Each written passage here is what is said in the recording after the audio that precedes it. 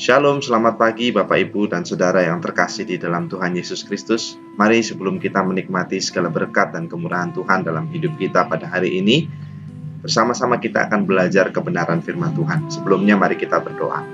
Tuhan Yesus, terpujilah kiranya nama-Mu ya Bapa. Oleh karena kasih dan kesetiaan-Mu, kami boleh kembali menikmati hari yang baru pada pagi hari ini. Mari Bapa, sebelum kami memulai segala aktivitas kami pagi ini, berkenan kiranya Engkau memberkati kami dengan kebenaran-Mu. Mari ya Tuhan, kami menyiapkan hati dan pikiran kami untuk belajar firman-Mu. Kiranya Tuhan bekerja dan berkuasa melalui firman-Mu, menuntun kami untuk melangkah sesuai dengan kehendak-Mu. Terima kasih Tuhan, di dalam nama Yesus kami berdoa dan bersyukur. Amin. Suling 20 Mei 2023. Ada kuasa dalam pujian. Bacaan Alkitab Kisah Para Rasul pasal 16 ayat yang ke-19 sampai 40. Tetapi kira-kira tengah malam, Paulus dan Silas berdoa dan menyanyikan puji-pujian kepada Allah. Dan orang-orang hukuman lain mendengarkan mereka. Kisah Para Rasul 16 ayat 23. Sebuah pepatah kuno mengatakan, daripada ribut akan kegelapan, lebih baik nyalakan sebatang lilin. Tetapi kenyataannya, ketika berada di luar zona kenyamanan, seringkali orang cenderung lebih mudah merasa kecewa dan kemudian bersungut-sungut bahkan menyalahkan Tuhan. Banyak yang kemudian kecewa pada Tuhan karena menganggap segala kepatuhan mereka selama ini tidak seharusnya menempatkan mereka pada segala penderitaan dan problema kehidupan. Pada saat melayani di Filipi, Paulus dan Silas berhadapan dengan seorang perempuan tukang tenung, di mana hasil tenungnya menghasilkan laba besar bagi tuan-tuannya.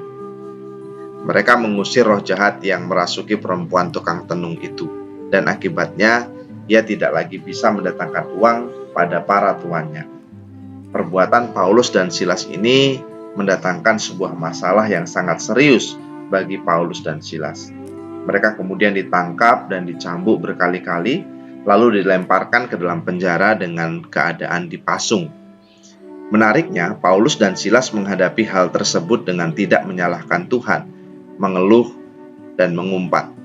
Tetapi mereka memilih sebuah jalan untuk tetap bersyukur, berdoa, dan menyanyikan puji-pujian kepada Allah.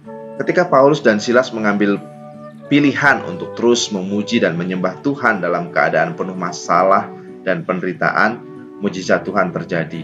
Mereka diselamatkan. Dan hanya mereka yang mengalami keselamatan. Sang kepala penjara beserta seluruh keluarganya juga selamat karena kesaksian Paulus dan Silas. Luar biasa. Ada kekuatan dari doa dan puji-pujian sebagai ungkapan rasa syukur kita atas penyertaan Allah. Mengikuti Allah tidak berarti bahwa kita akan 100% lepas dari masalah. Tapi daripada bersungut-sungut, mengeluh, mengumpat, dan menyalahkan Allah, lebih baik kita tetap memuji Tuhan.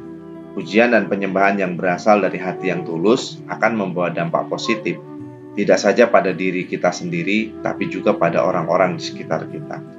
Pilihan untuk tetap memuji Tuhan memampukan kita untuk mengatasi masa-masa suram yang terjadi dalam hidup kita. Pokok doa hari ini, mari kita berdoa untuk kebutuhan gembala dan perkembangan pelayanan di BPW Ampel. Demikianlah renungan suling pada hari ini. Tuhan Yesus memberkati.